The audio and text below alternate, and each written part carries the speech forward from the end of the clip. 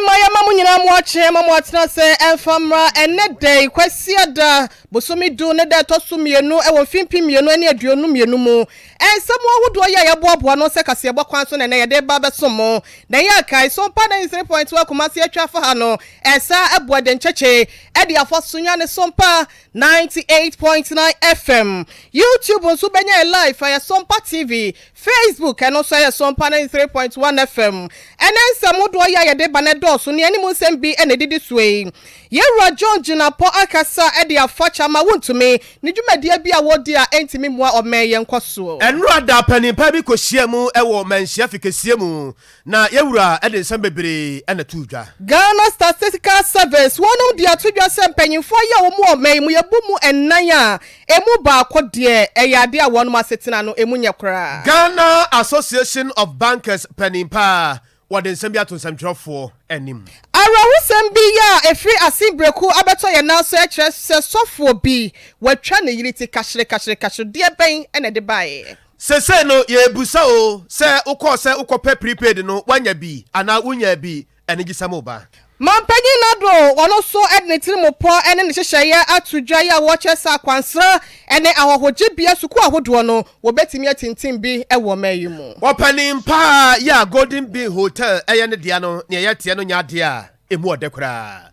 ene nsam hodo bi ya godie mu nsam ka ho anopai ye ba kekama wo se no nsia brem kase ye da ase papa anopai pike eboye chidom na nakwabna kase ne enafe ohine ire ma me akua yeboa asiama enroda US omaino na musini ya owo Ghana mem ha say Virginia yi Palmer okopiemu ewo manhia fikesie mu na ebra okopiemu ewo manhia fikesie mu na yewura ewo ho enkomobo bebre ana ekoso na kasa mu na yewura edi tudwa akire mu se eya na wodwere ho ba bia ya wonte ase se obetime tena baabi se wote ka mu o se woni fi o se wodane mpa so o se wonam kwa ho o se woye dane o wo fa afo a no woka de wope e de fa ahemfo ho ahemfo ne ye galamse o ahemfo ye galamse o ahemfo ye galamse no se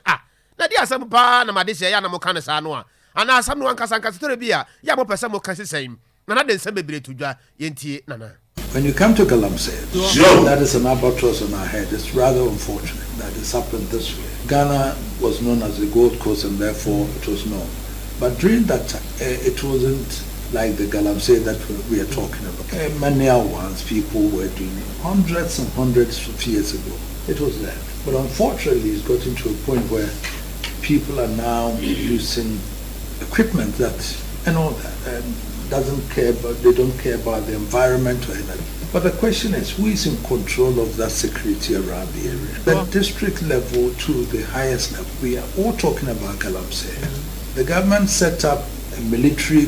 police to do it. Why have we not been able to stop it? There's the point. Why haven't we been able to stop it? If you create a system where we say we will stop it, to the extent that the president says, I've put my presidency on the line, and yet it is going on, then to me, something is wrong somewhere. So we need to review why this is polluting our water. And case in point, I came back and hear that a Chinese woman who was supposedly deported is back in this country also doing Galamsey again. Is it that our borders are porous? For what? And people know who are doing the Galamsey. They know the people are working there in the communities with those people. Unfortunately, unemployment may be the problem. Fine, but that is not to say that we have to destroy environments. Unemployment could be a problem. Fine, so people in communities will say, I don't have any job to do and therefore, but that's not the alternative. So it's something that is facing all of us that we need to find out what went wrong. But to me, why can't Galamsey be stopped? Because I'm sure people are also involved that they know and have some authority somewhere that I don't think that should be the case. So such time that the security agencies are very serious with that, then it means we are going to just the face of the soil, but not going too deeper to know exactly what's happening. And so it's my concern, Your Excellency, more so your concern. I've spoken about it, and we feel that it's about time that we all sat down to find out what it is. Because rivers are being polluted, and then we don't have a means of trying to clean these rivers and all those things. So our people who don't have water and everything, bilharzia, sickness, health, delivery system and everything is all being affected. But we need to take it seriously. We have to. And if we can have drones to even check on whatever is happening, we would have to be able to pinpoint what's happening there, who is there. Because at the district level, we have the political administration there. You have the district chief executive. You have the district security council over there. And that district, there's a galamsey going on. And you tell me we don't know who is there? You are not where to be the district chief executive or the district security council there. It's meant to be looking after the security of that district. And that is not going there. So if you are not able to give security to that community by stopping galamsey, you are not going to be there. But we should be able to bring this to finality and then bring some sanity to because other than that, it's going to flooding now is happening because hot people have dug so many things, so the environment cannot now hold on to this, and we are losing everything. The forest cover and everything is being won because galamsey is taking over. That is not my concern, and whatever it is that we can do, I think we need some training for the people who are like the army officers, the police officers. I can't see why they cannot be anywhere, but they should be able to stop that. So but if they go there and meet the galamsey people with gold and all those things, what happens? Where's the gold? Where's the money? Who is taking it? Let's face realities. So that the concession or whatever it is given by them, by the authorities in Accra. The chiefs don't give concessions to people. The chiefs are there and the people come, they say that we've gotten a document from Accra to say that we've been given a line. Ene ya etwagu ye eye Asante Mawura and out say what den sam bebre etudwaye na otumfo osai tutu ya otoso mienu.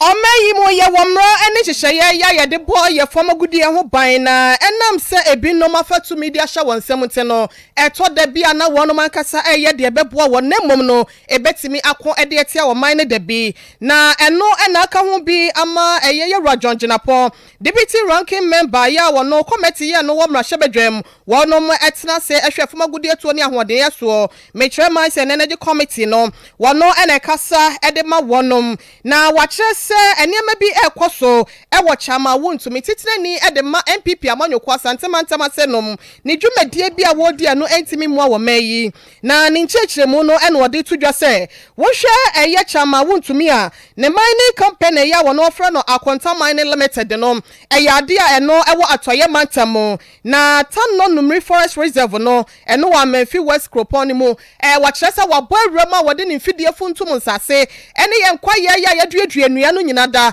ya wo kyeresa entimi moa na esense wo officer MPP amanyoko no panyimfo no bi etai nachi na wo bia entimi enka na asemte no eno nti ene wode saade wesi abo na wo safo hina wo se wo me ye nkwaye brentu adachi bi no yanhwe na yanka na yamfa de se anto de wo se ye de sha ebetimi akwatia wo me ye ndachi ye Rajon Jenapo ne nkasa bi ya wode etu dwena busuafo ye nkwane ekotie bia acquire a prospecting license that expires in 2035. I mean, this is the law. The law says that you can't go beyond 3 years. And even when you go to 38, it says that the acreage or the land size ought to be reducing going forward. So how come Wunjumi is able to acquire a prospecting license that expires in 2035? A lot of them, we get a lot of reports, and we issued a statement, I think 2 weeks ago, when we heard that he was degrading the forest in Samnaboy. Now go to the minister's own statement. This is the press release from the minister, 30th September 2022, issued by the Public Relations, Ministry of Lands and Natural Resources. It is clear, the statement confirms that what Akonta Mining, owned by Chairman Wunjimi, was doing there. Now, the first thing is that what he was doing was illegal. So he's breached the law. There's no doubt about that. Because the fact that you have a prospecting license doesn't mean you can just move into the forest and start degrading it. You need other permits, like environmental permits and other permits or licenses before you can move it. So clearly, there's some blatant disregard for the law, like some of my colleagues are saying, by some people who feel untouchable. Let's face it, but for the fact that Chairman Wunjimi was the Ashanti regional chairman of the MP, could he have moved into the forest and start degrading it the way he was doing? You would recall that President Mohammed's major problem with Chairman Wunjimi was when he attempted to stop him from this illegal activity. And he publicly went after President Mohammed and stated that President Mohammed was preventing him from earning his daily bread. So you could see a deliberate attempt by the then government to deal with this situation. Ebusion for your Rajon Jenapo, Pennypa be de Che, Queno, Ewan Mashabedra Casa de Fa, a former good year to any awarding so Dom Kumana Femino, Nedia, and your cocotier. President Edema Ghana Association of Bankers, Rajon Ewa, wɔn na wɔne Sompa kaseɛ edi nkɔmɔ na wɔde asɛm betu yɛnim na wɔkyerɛ sɛ saa aban no wɔse n'ani abere paa sɛ galamsey kon no otu na watua kutu aseɛ koraa de a ɛwɔ sɛ ɔhwɛ nneɛma bi yie ɛfiri sɛ wobɛkɔ bɔn ne ntokuro ne ntwene bi soɔ no disease ahodoɔ no bi asɛm hwehwɛ anim adwuma yɛ bi asɛ pɛ bi asɛm asɛ obi yɛ na obɛdeɛ wɔnka na no ntom asɛ yɛntɔ obi adeɛ na obi nkata ne nneɛma bi so sɛ no saa su ne ban no yɛmfa anyɛ adwuma saa enti sɛ aban no ani abere sɛ ɔpɛ sɛ wɔtu saa galamsey no ase paa deɛ a wobi a efiri soro bɛka fam krankran to krankran wobi ahwɛ na ɔmfa ne nadeɛ engu fam na bambɔfo nso yɛasom wɔn sɛ wɔn nkɔ ahaban mu hɔ nkɔgya adwuma no wɔn mo ni mmere wɔn nyere wɔn ho paa wobi wɔ hɔ nom a asɛ deɛ wohwɛ kuru ni anim no ama no mu bi sɛ sabi asɛm asi deɛ yɛfɛle no suro no nti yɛntimi nka n'asɛm na kwabana kɛse deɛ yɛnkɔgye ne mfidie nyinaa bɛgu dɛm ne yɛnhyɛ no ne adeɛ ne nyinaa yɛ adeɛ a ɛwɔ sɛ aba no ma n'ani bere paa yɛntie Ewura John awua. We do not deal with this with all the energies and the economic power that as a state we have, the security that we have. It is an existential issue. We must tackle it at its back. We need to tackle it from the roots. We don't have to respond just to news stories. And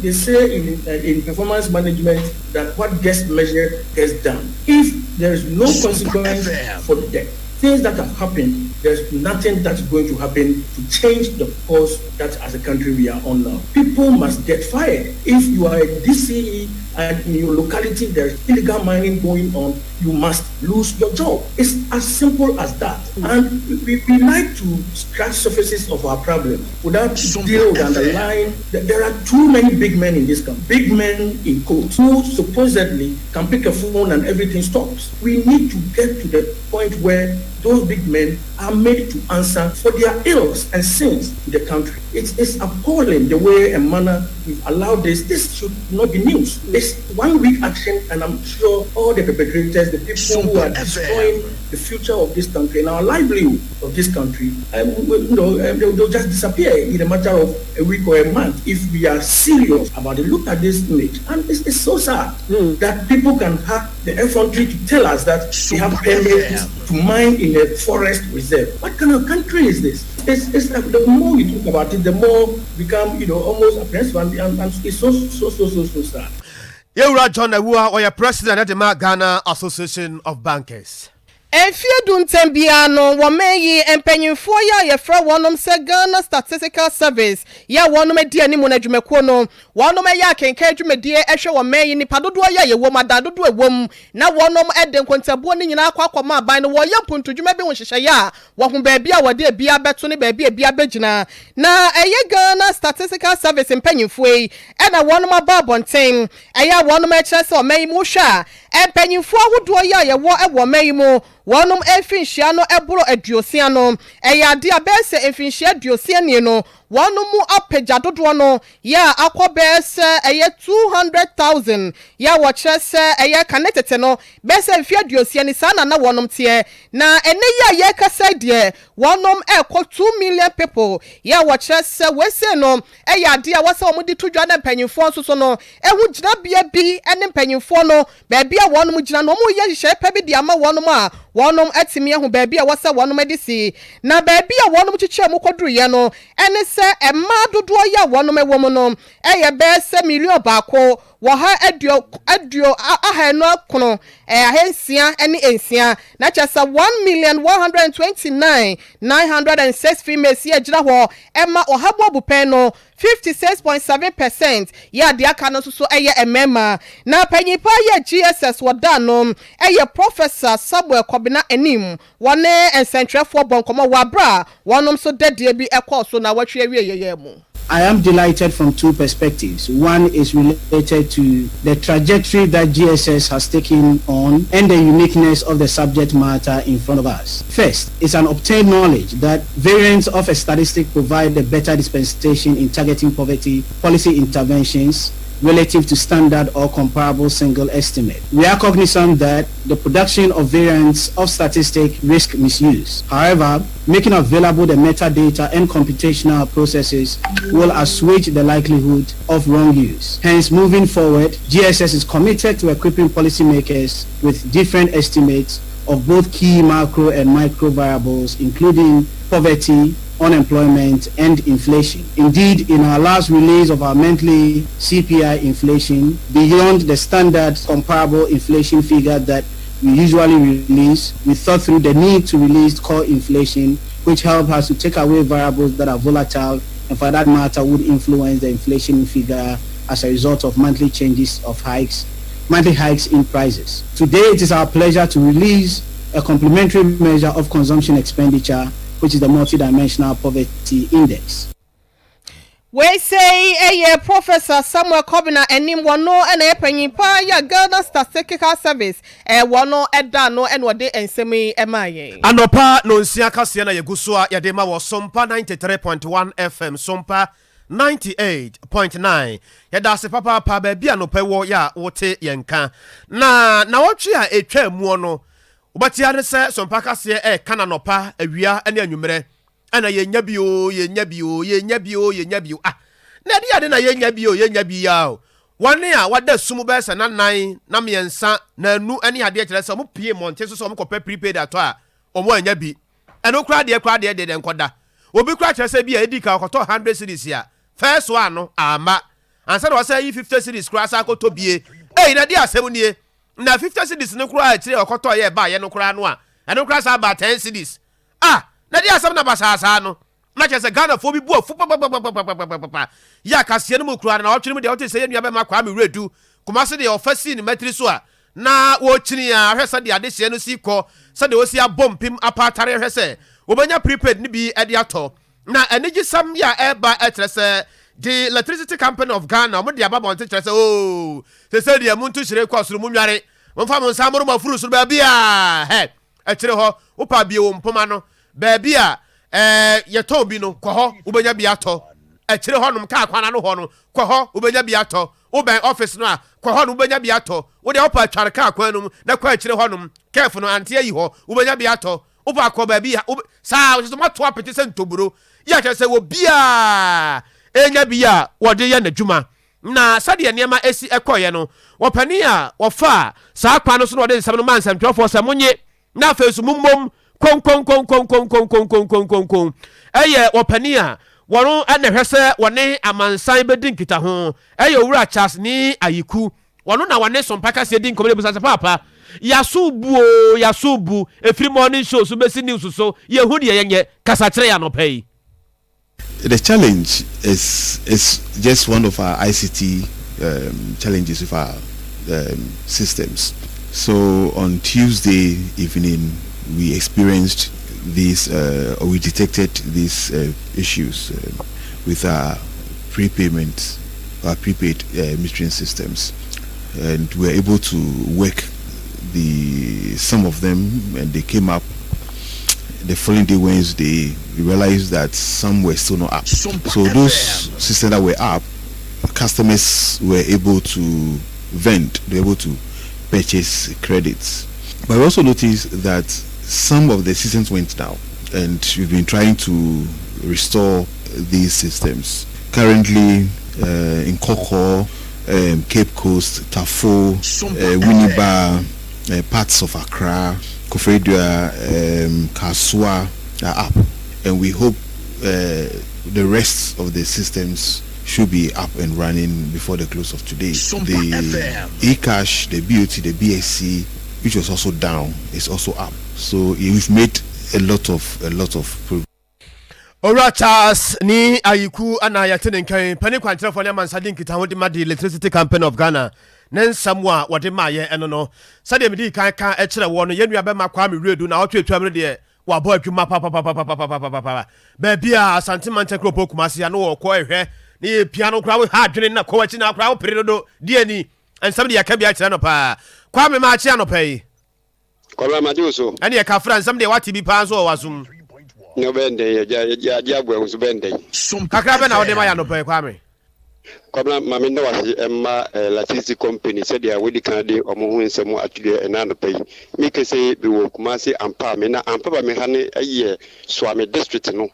omo head office hane wo na ubedru hadmo a said ya edi kan betudwa na wopie mu emma yune ne obra amanfo afamu ewo omo nkane hu nsem titiru page ho de no eno hu amane bo a na eguso a ene ababedu de adu na entia yenya ne se enra na be no pa be no no na network ni ba ye ema media e kwotwo no e ye wo be sentence ahodo a amanfo be funka mo to 100 ko na nya atem ketwa enam so ma ombo modern se abasa house do mbe ma positive be bo wo na media omudie no etimi akowalo walo omkukuntu nipa no kama media akoto na enu etire no bo tiano enom to mo apum na nipa do a na aka wode mo de omo nyina mo to mbo ase ahwe wo mo ansa no mo nyina efiri oni mo efiri no sie ko na wa wo fira bonte ba no ne mapan ema wo nsa ewu no wona no maka nipa be aduonu ekoba aduonu num de omo nya abotre ahwe omo nyina awie ansa na omo etumi ato mo apum no ema mo ta bi ku dwate eye enano pay estan bia abeto omo nti no wo mbesa aba omo centers ahodo nyina no matumi aye adwuma ma customers so eho etumi ato omo ti ano pay bedu ha be nunum ene fan kwabla me bedu ha no na ohwedi pa ho be wo ha no mu a do omun ti se de na nura no mu efun kam fa so se minim se ne kosie no e bia na betumi abate bi kwa so ansan na wasan ba na se bi obi nya bia na do na atumi nya bi dia enye ntumi nkyere ebe ne grabber be kyere sabe ya me kese dia ohwedi pa do ma wo ha no mu a anye yi kura no be nyi pe be eduenu num ekodua saso ene sabe omu nya be na so ba ne ne pe Sompa FM obi a omo ba eni ntino mama hwe me bedu han me hu wona a omu ginya han bi se me do mu din kuma hwe ho a omu afam kakra e wo han pini me ma achen e de ba Sompa FM te nanu pe e je so me ni abema wa ba se wa be to nkane bi e de akwa kwedi djuma ha wa fam be na wa twi kakra no kwa se me ni ameka se fa me pe Swansea me wa bo hyen na be na wa twi ya besu mu a ye ni ayisuru te bi mi aye legal connection ye dia dan de e besu mu anita e di say ye chinya se bi bia don se nya bi nto na me nta de e no ma ye te mi se ye ni nya bi no o me sacrifice na de o ma bo ama ye so ye me me bia to nti so ya ho mache se de ba ye beto wa ha no ye ba ye o timi se no wo twe e mo ye so ni pa kakra etunya e den aba ye twen so mbeba na o ma bebie ye fence o mo apono na o mo chimi ama ye light na ye so ye nya di akwa kodi Sompa FM la mu aso na o de abekan yo ene we de me pessimist o bretan se wugina live mana kiru a wo pe na wo so ja wonye bi e de kojo kobla sabe ya be kese de empenimfo na nkasa mo di o mu be di djuma no enya medu na so abomba mbo ko mi kire security personnel no mo hane de mo bia pon am ahyehyɛ nkonwa kama e de ama customers no mo ba be eto prepaid ni bi e de akofi ahodo mu no bibia ko di e twɛn mpinifo na mo ba be tonton anaso mo di computer ho adwuma no e de aboa ma omo so etwenye bia ko na di twɛ mu kwa education kakra kɔba manu fa mɛtie fo ne sɛ etwɛda no bi won mo be ba center na ne card ne pita no ye de twɛ computer mu a na eya ase na ono so ajami anase bibisa ye ko dia mai da de ko ba sa no tu bi obu ho pita no a the kind of phone ho say tan phone ho a eno na ma etwe bibi ka pe free mu a ansa na bitumi dia kyerɛ so amana afa no say etebre ansa na tin ko no we ye sia for so anasa amanfo mfa nye sia de say any crazy na say kutawa emfa ntita phone ho e ba sa no a etwe ho ahode bi kakra ma eno so kofa e be you go to a year the kid say if you be no what you content in the ba be o map be mu computers ni e de aton for the momo the kid say be abeko yemen na so do na mu here be so e tumi nje bi koma ya da se papa ye nua be ma kwa me redu na ya tene nkan ye wogide mapasa nwumre no nsia bere mu so de aka kire bia no wo de bebre yen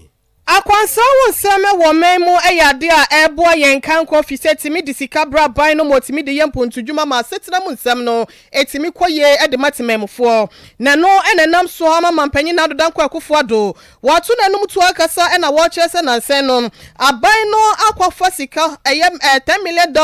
ne nyinaa ne sɛ wɔba bɛkokora hɔgye bia dan kɛseɛ ɛde asi enkrampoponi mantam na etimi aboa wɔn mo wa bibra mu nyina da wɔn mo etimi aba kwansra wɔ hasenom ama wani agye wani aka no wakwa wasa bebiem ama ɔman so etimi anya sika ensɛm wɛsɛ nyina no wɔde tudwa wabra ɛyɛtama alisa hotel wɔnom krabata ya wɔnom abie no hɔ no na wɔnom ɛpa ho ntoma nam so nte no mampanyin ekopi ase nam so wɔde sa ensɛm tudwa na ne kasa krakra mu no ɛna wɔkyerɛ sɛ sabre kasa deɛ sɛdeɛ wɔsi adi kaka no $10 million ɛyɛ ade aban no akɔfa na wɔde esi dan no wɔsra manfoɔ nyinaa sɛ wɔbia wɔno ɛwɔ pepa so obetimi akwantete yɛ wɔ sɛ sukuu no mu no wɔn bɛyɛ krado atwɛn wɔn mo na ɛnkyɛ kradan no wɔnom bɛwie no wabie sɛ bɛyɛ wɔnom so bɛkɔ mu te sɛ sukuu wɔnom wie a wɔnom de aba bɛboa ama hɔhɔgyebia ɛne kwansra ɛnso ho nsɛm wɔ man mu no ɛtimi apagya ɛde agyina ne nan so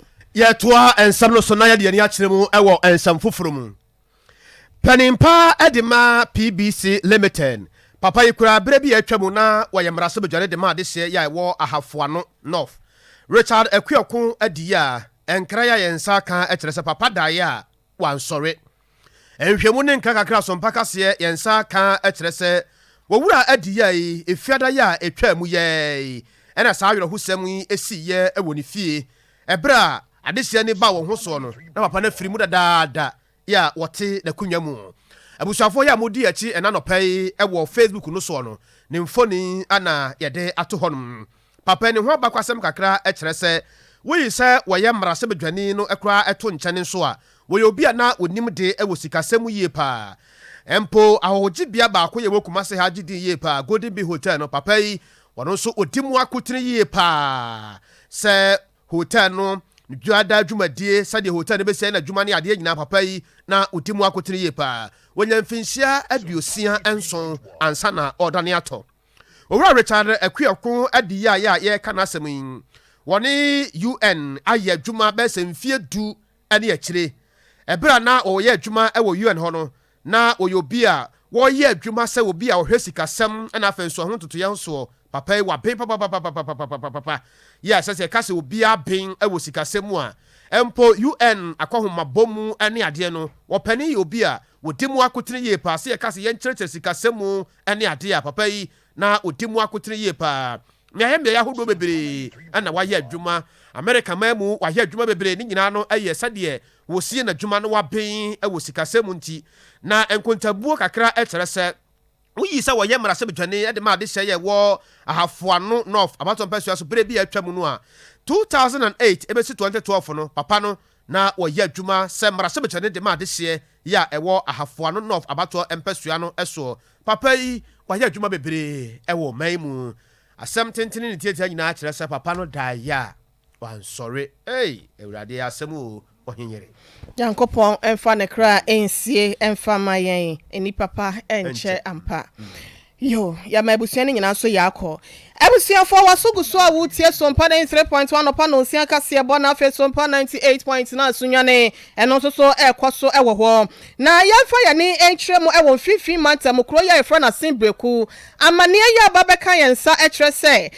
sɔfo bi yɛ wɔ no ɛyɛ kɔfarebasa yɛ kandifoɔ ɛde ma asafo a wato ne din Truth Redemption Church yɛ no wɔ Simbreku hɔ no sabre yɛ kasa de akɔdi nsɛnsɛm ɛwɔ aprosifoɔ nsɛm na ne kwadu yɛ wɔ mo de bɔ ne nyinaa ne sɛ wɔne ne yire ekɔ afuo mu na no ya wada ono nko a ene san ba fie omo bisa na wototo papa so ebusuafo aplosifo nko ye hwehwemu a se wakotwa ne yire ne ti kahire wono a ne yire ya waye ne ho ade wone ne dampa ba koso ye no a ne san na men ede na sisa chejamasi ametumpo na ede be ne te bayira homam ya ama bayira amu akese wosofu ni mpon ya wo kyerɛkyerɛ asafoma kwapa ye befa so awade ekɔwie akyire no wono akasa wone ne yire akwafuo mu a ekwa wi akire watwa na yiri ti o de second year kita no obi anim so o de kodo se o de kotwa na yiri ni ti na wei na prosifo ase da bi enya brasampa na papa wadi no na wode asedama wa hen ene na henfo ya won mu asimbreku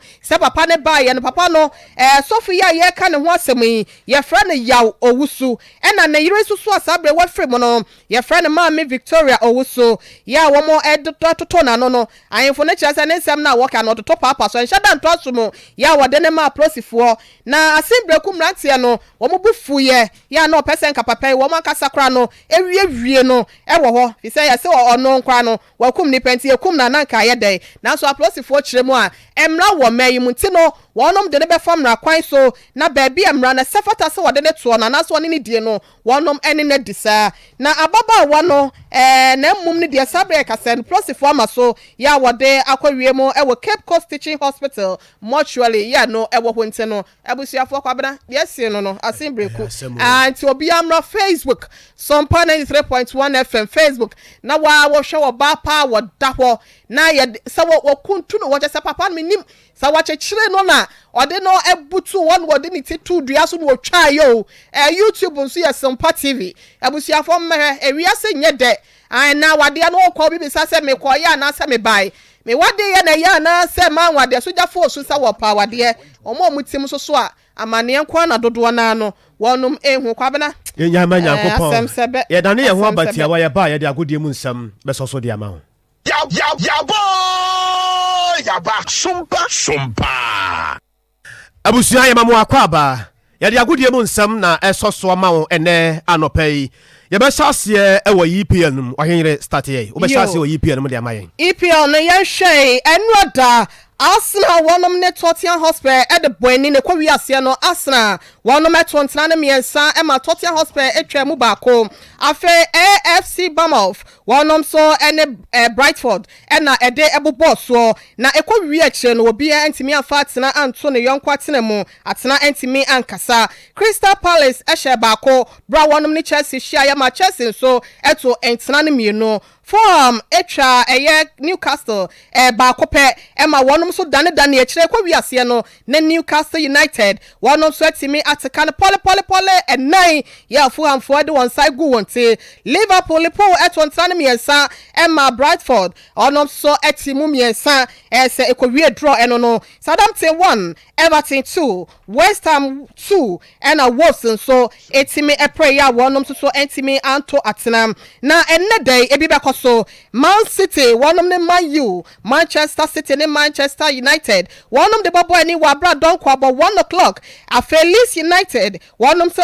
almost ne Aston Villa de bobo ani 3:30 k na chese almost de no ye hwe e wa hase nom nyame ya adoma wo china da October de toso miensa no Leicester City wonom ne Nottingham Forest wonom so de bobo ani wabra no so abo e wo memo ye hwe table no hihya pono no sen ene city efiri enura da de omo boy ene de omo bebo no sei na epono no esitie Arsenal de kan 21 points Man City 17 points Spurs 17 Brighton also 14 points Chelsea wadaso enum wano so 13 points Man U so etoso ensia 12 points afa Newcastle toso so 11 points Fulham 11 points otoso nwotwe Liverpool so etoso enkron ya wo emano edu ewo ho sanso na Brentford so emanidu Everton 10 points afa Bournemouth so 9 points Leeds United one 8 points Aston Villa 7 points West Ham 7 points Southampton 7 points afa Crystal Palace so 6 points the otoso du nwotwe Wolves one 6 points Nottingham Forest 4 points and Leicester City one na etwato pono no so a wo just 1 point na yanko Spain La Liga nim no so de ebeto dwa enura da eni Napoli wonom ne Torino ene hia ye ekowi eche Napoli sa La Liga no Athletic ne Amelia yo eno se no wo ho I know the asabedi wo kwa na ene mame fa no ene fa no to aso ene mame call La Liga no momra Friday no na chance Athletic 4 Ameria 0 na enura ebi ekoso Cadiz 0, Villarreal 0, Getafe 2, Samson Real Valladolid 3. Sanso so ena Sevilla 0, Atletico 2, Mallorca 0, Samson Barcelona 1. And then Yamaya Dumoa, Espanyol and Valencia nebebo, Celta Vigo and Real Betis nebebo, Girona and Real Sociedad nebebo, Real Madrid and Osasuna and nebebo, China Yamaya Dumoa, Rayo Vallecano and Elche and nebebo, Afeyanko Italian Serie A and Tibo Serie A no. Yo Serie A no na enne and rada a big share so Napoli one nom ne Torino ene share ya Napoli for esanwe gu Torino one nom egari mu me kwawi ache no one nom share e kamien sama Torino etimu baako Inter enso ehye baako ema Roma enso etimi hwemienu ewo ho Empoli 1 Milan enso Inter Milan one nom so ehye miensa ewo ho nyame ya doma ene agukan seni bi ebekoso sei ena esitie Lazio one nom ene Spezia one nom ede behye so wa non do abo pem 10:30 pepepe ena dwumedie na ebekoso Lesi wonom so ene Cremonese enso e de bebo ani donku bremu Sampdoria enso ni AC Monza e de bebo so donku bremu sanso so ena ye behwe Sassuolo wonom so ene Salernitana omudine enya mi abre wati amekete wonom so de bebo ani donku bremu na no nai bremu Florentino wonom ne Atlanta omoso e de bebo ani e wo Juventus omo ne Bologna Bologna FC wonom so e de bebo so 6:45 pepepe na nyame ya adoma juada game ne baako e wo ho Hellas Verona wonom ne Udinese enti efiada no so bi koso wo German Bundesliga no Bayern Munich one Bayer Leverkusen and boy Bayern Munich 4 Leverkusen 0 sanso so na no bi koso RB Leipzig 4 Bochum 0 FC Freiburg 2 Mainz 5-1 FC Cologne 3 Borussia Dortmund 2 sanso na Eintracht Frankfurt 2 Union Berlin 0 Wolfsburg 3 Stuttgart 2 Werder Bremen 5 Hey, Borussia Mönchengladbach 1. Na nebi baso Hector BXC. One half fiam nebo Saka 04 Saka no fear. One FC Osbeck and nebo Afeyan colleague anu. Ligano ebi ekoso de ekoso ne Saturday no and ekoso Strasbourg 1. Stade Reims 3. Paris Saint-Germain 2 Nice 1. Na enra ebi koso nenso nyame ya tomo beba so Lorient and Lille bebo Ajaccio and Clermont and bebo Sansona Ozen and Stade Brest and bebo Toulouse and Montpellier Troyes and Stade Reims and bebo Monaco and Nantes and bebo Lens and afenso Olympique Lyonnais and bebo na Chandro no enra ekoso ewo Algeria na abrante fanisa Emmanuel Ajiman Badu Ajiman Nikanika and na ewo hono a bibia ekoso na sapepe ana etienti ya na wahye so group no group A, group B, group C, group D and afenso no group Y nti ya na wahye so pepepe abusu ade etienie group A no groups ya group wo no amaya hodo ewo ho no Algeria, Libya, Ethiopia and Mozambique omo group A. Group A no Algeria, Libya, Ethiopia and Mozambique ewo group A. Group B DR Congo, Uganda, Cote d'Ivoire and Senegal. And after so no group C Morocco, Sudan, Madagascar and Ghana. Group C hona Ghana wo Morocco, Sudan, Madagascar, Ghana. Shannon so group D no Mali, Angola, Mauritania omo ewo group D. And after so group E no ewo Cameroon, Congo and Niger. Ye jina so no pay na ya den nsem nyina aba na wieye yemfa na asema asante ye boa Benedict yewura osahene ya wodi yanim eno achi PK school fees David Dr. Silas and afesu Rocky nana yao kuku akosua somo Libya boga na ya boa masof mami afiaje wa kode akosua jewa and afesu Murphy David in social life akuanya ko chiami ni bro no ma chiami ni mo red munyina aboye chidom mo fa na osunya ne mayen enti ye ko ponye ne enkwai yo ye da munyina mo ase na ene ye so de die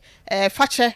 na ewo ho DJ Tofia kwa wone na pamfo ne de ba ne de mi ankasa meti ye kura na bribrimbo ya abome nya so ne nya daje ne bre na tie no wa bra bonso entimi ensesa emfa Sompa 93.1 ye wa kotiapa de emma midin ye ohene ire maame akua ye boa esia maame ne nua bema nana kwabena kese gyae ma ne nka fa kyɛ